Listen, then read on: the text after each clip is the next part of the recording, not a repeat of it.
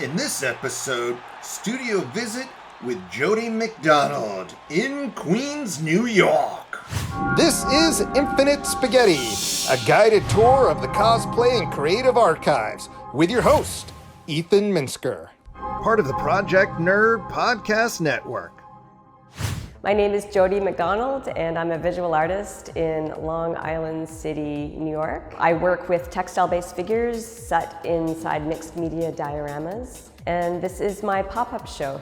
For a long while, I've been preoccupied with identity in my work, and one of the aspects of identity is that it is fluid. It can be hard to kind of pinpoint that genuine or real or true identity because there's so many external factors that are attacking it from the outside. Now, what I've come to after making these figures for about 20 years is a series that is based on the characters that you might find in a traditional carnival sideshow. Those archetypes like the bearded lady, the dog-faced boy, the Conjoined Twins. This series that you'll see today in this pop-up show was mostly created for a grant that I received in 2019 from the Queen's Council on the Arts. The first one that I made in this series, and Lion-Faced Man. This piece started out as a very traditional diorama for me. So it's set against the wall. There really is mainly one point of view to look at it. It's rectangular and it has like these elements that are a little bit like an exploded diagram or a stage set. With these figures, what ends up happening is that they are a merging of art history, contemporary culture, popular culture, politics, socio-political. It's all kind of like mixed in there, all of the details. With this one, I've appropriated the image of Manet's bar at the Folies Bergère in the background. It's a well-known painting of Manet's where there is a barmaid who is the central character, which is actually taken over by the lion-faced man. It's kind of hard to tell what the painting is, whether it's a mirror image or not of the painting. So I'm playing with that whole thing. Is this a print on the wall behind the character, or is this just a copy of that famous painting on the wall? One of the things that I was considering when I was making this series is casting the carnival characters in situations that would not be the regular sideshow, so it would be more like an everyday life. In putting them in different scenarios, are they comfortable with their differentness, with their otherness, or do they want to fit in more? To me, this character really did not want to stand out or be perceived as different. He wanted to fit in, so he's got his mane tied up in a man bun and he's wearing his skinny jeans with his suspenders. And he's working in a kombucha bar in Brooklyn. As we can see that it's the brand is real. And I riff on this idea of realness a lot across the series. In this series, it's an overarching corporation that pops up. They make kombucha, they make sporting equipment, they make celebrity pulp magazines, toilet paper products. They do all of that. So that's just this idea of playing on like real TM, kind of like 100% real beef TM. The drawings that you'll see in this show are the working sketches that I had when I was trying to work through ideas, work through sizing. This one is quite explanatory because I also used this piece as an example to apply for the grant. So I really kind of broke it down in terms of like how the pieces were built and what they could expect from all of the other pieces that I was proposing as well.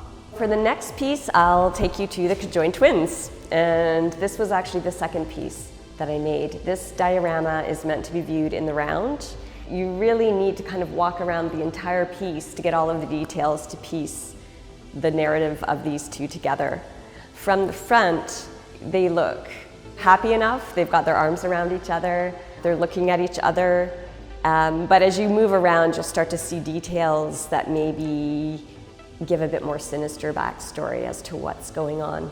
Often with a piece, I'll have an idea of the character first, and the characters will get made first, and then I'll think about their setting and where they're going to go in. For this particular piece, I was very inspired by the musical number Sisters that is in Irving Berlin's White Christmas.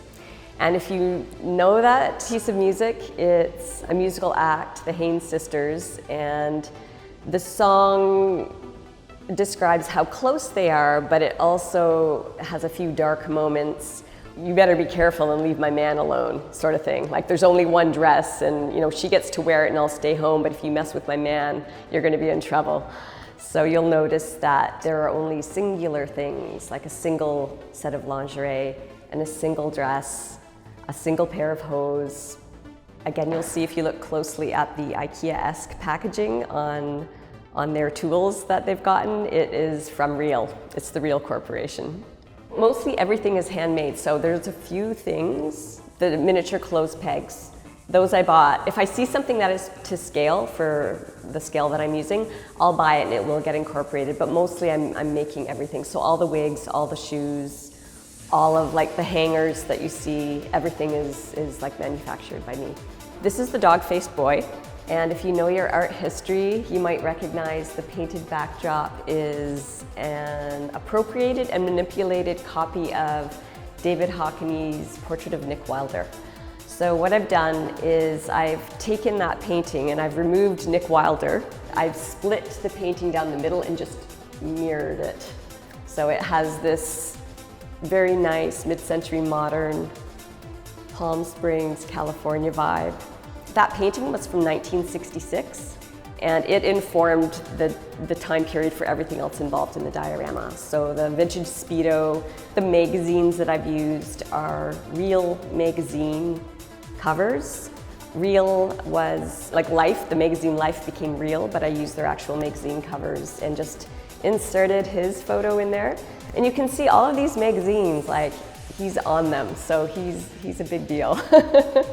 The magazines are also making plays on words, so I've got the us into them. Them, of course, was Time. That was a Woody Allen cover.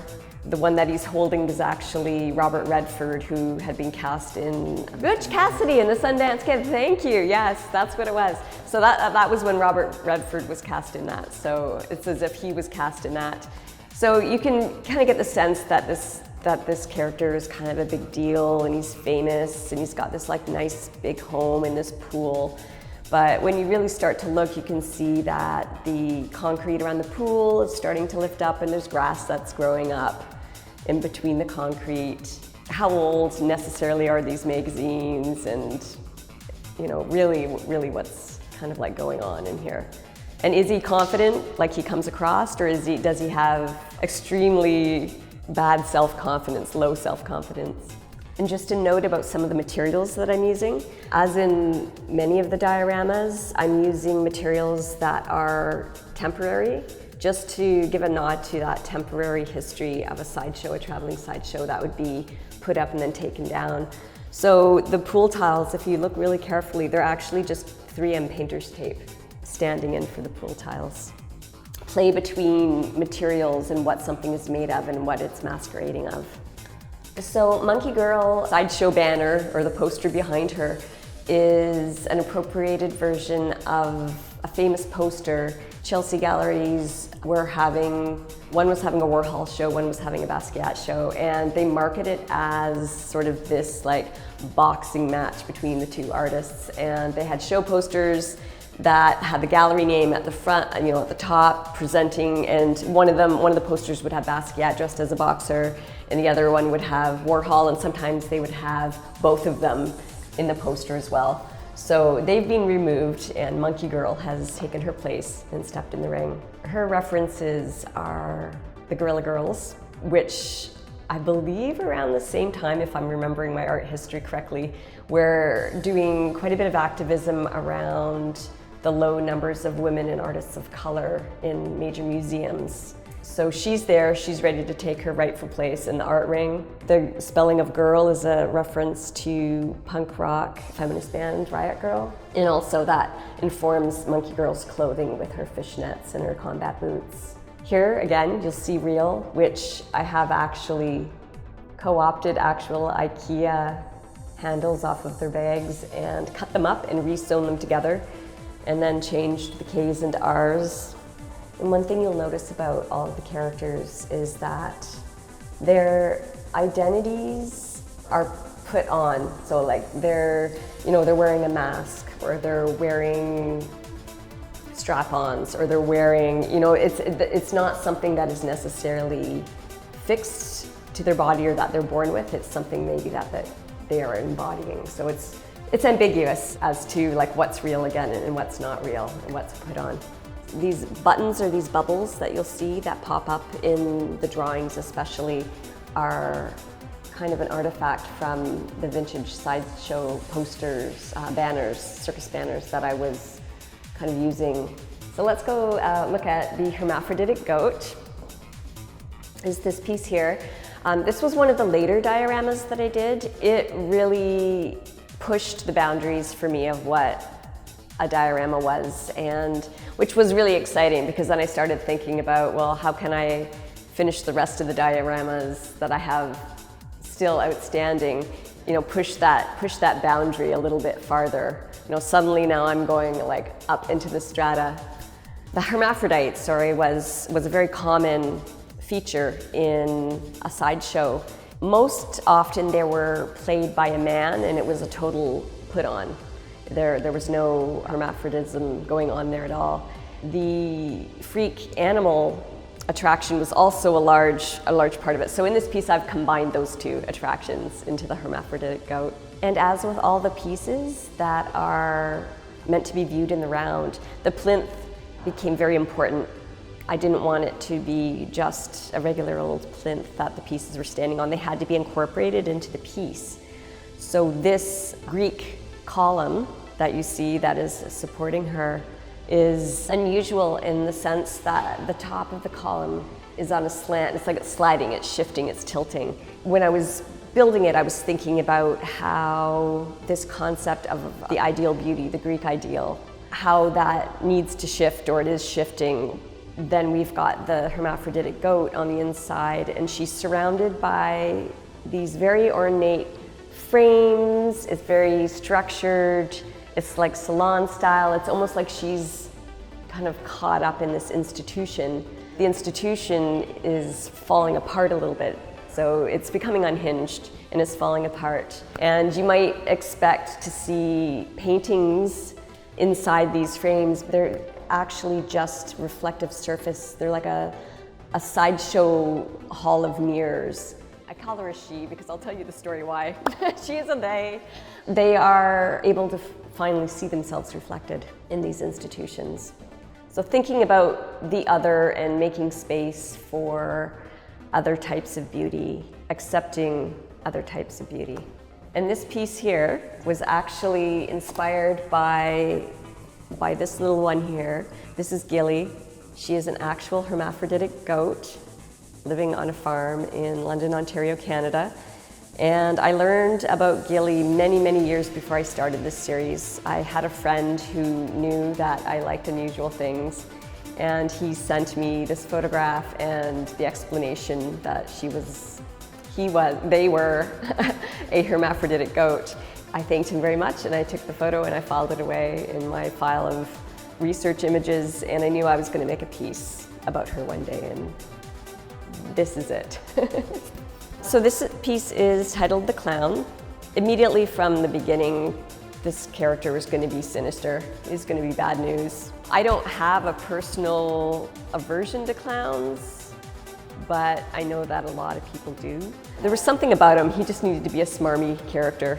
He ended up being in this very strange garden with this spiky grass that was filled with miniature Jeff Koons balloon animals, 2D versions of those, amid some balloon penises too, which are fun because some people notice them and some people don't. This piece in particular, I wanted to have some form of motion. I really wanted it to be activated somehow, and that's where the turntable came in. And right now it rotates, complete rotation once every 60 seconds. If you think about this piece as potentially representing the art world, it's sort of like this rotating, it's this cycle that just kind of keeps rotating and rotating. So you'll also notice that in this piece there's a fence. In most of the pieces there is a barrier. There is still a barrier. So there's this idea of cohesion, or being accepted into society or a world that maybe they don't fit the parameters to, but there's also barriers. So there's like a fence, or there's a cage, or there's a bar top, or there's like a body of water. And some of it is like, are they being prevented from maybe wanting to fit in, these characters, or are they keeping these fences in place to keep themselves a little bit separated? This is the Bipolar Bear. This is one of the works in progress. My process for these, because I was making structures to put the figures in, it starts with a drawing where I start to get all of the details and the sizes. And then I make a one-to-one mock-up out of foam core.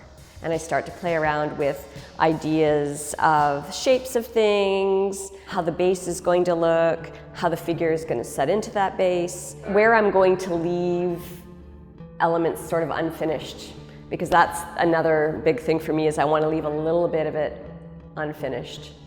So this one was a COVID piece.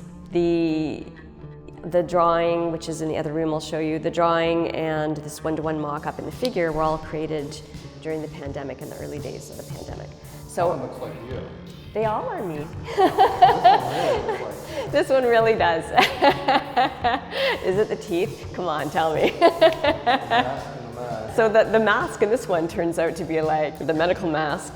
And as well, what will be in this one is a bunch, which I don't have them in here because I've got them in the other room, but in this back area, which is like open bleachers, and they'll be left open, so I can tuck some things inside here.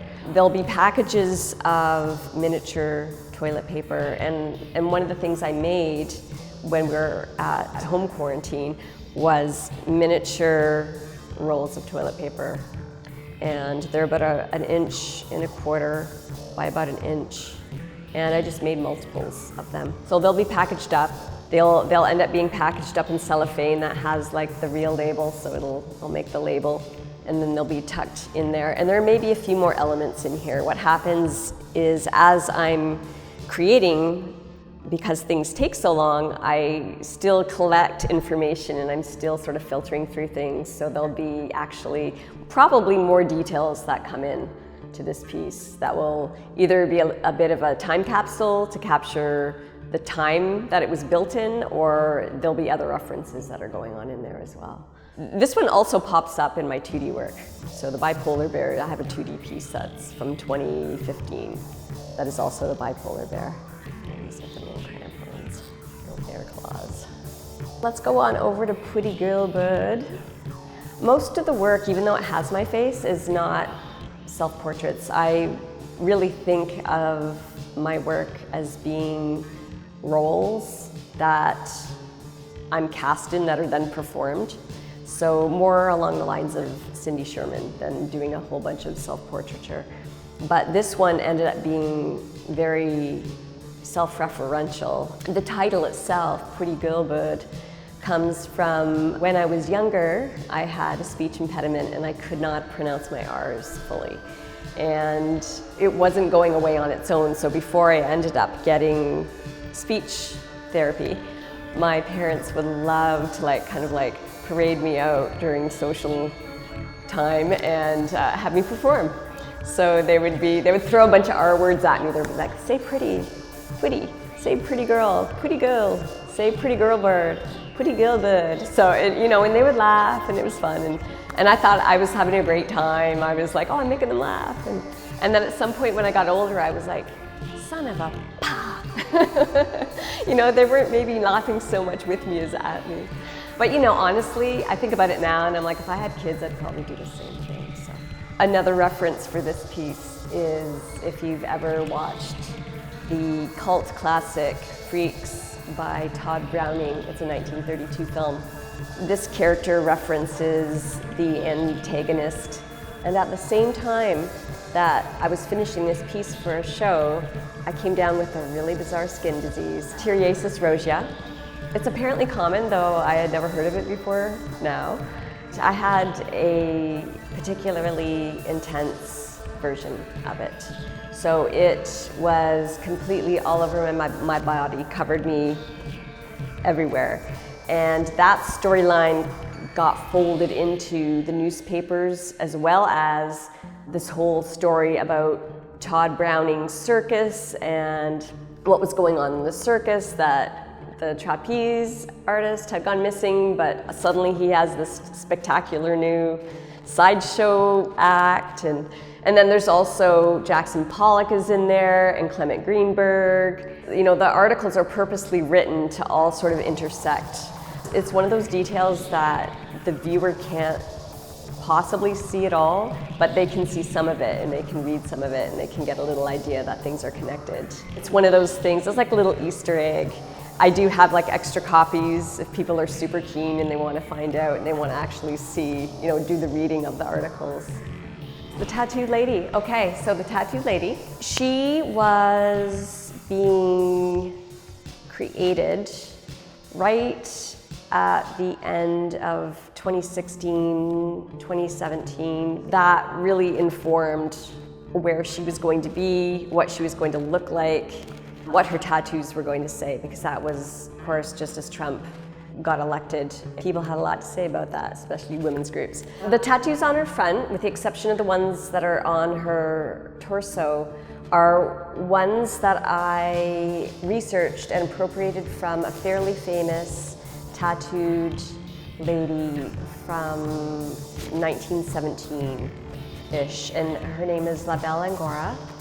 There were only a few black and white photos, small black and white photos that I could see, and so I sort of like deduced from what I could tell what the tattoo might have been and just replicated that.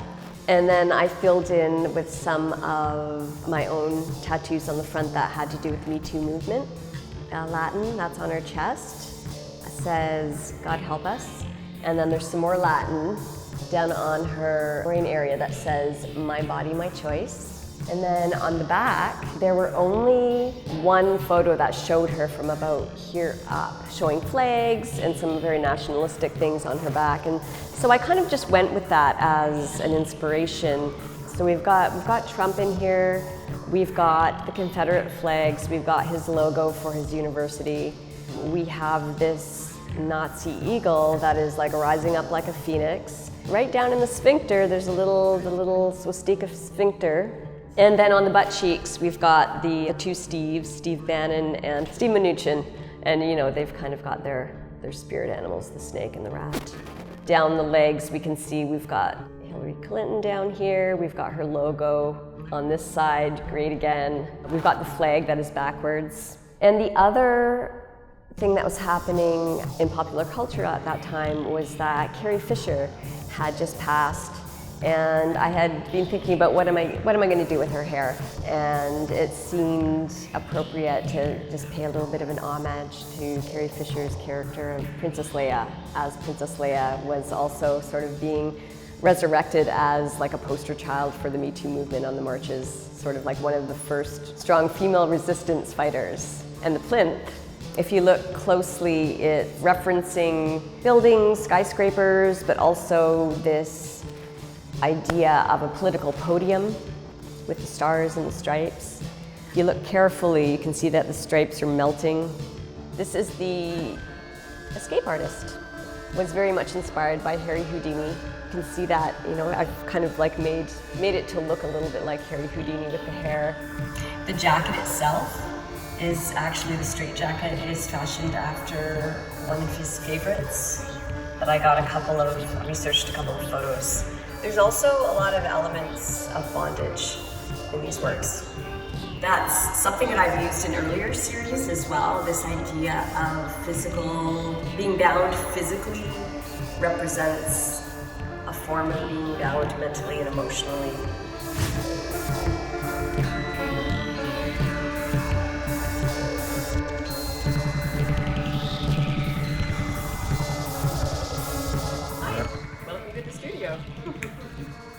This is where all the magic happens here. I'm in a 14 by 16 square foot space, so about 230 square feet, 12-foot ceilings, and I do everything in here. I do all of the sewing, the constructing, the painting, the woodwork.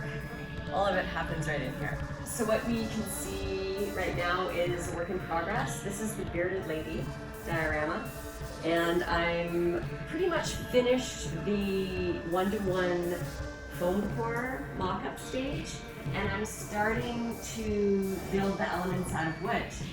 And over on this table is the base. This is my plan for where I need to put my internal reinforcement structures, because I'll have objects that will be have wires sticking out, and they'll have to be plugged right into this wood.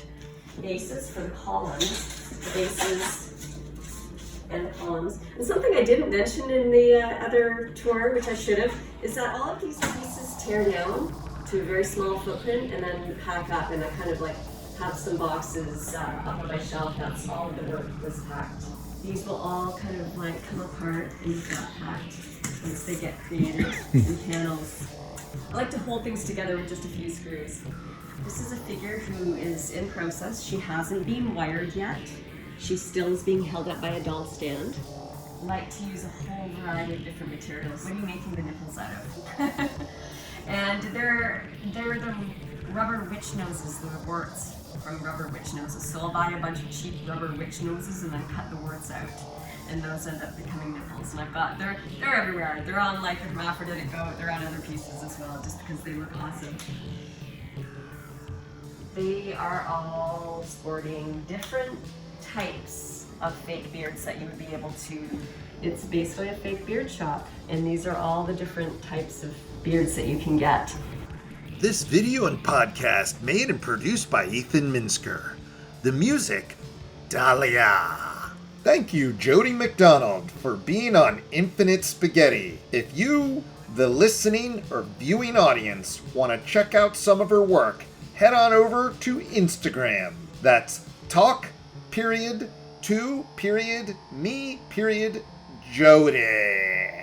Thank you for watching Infinite Spaghetti.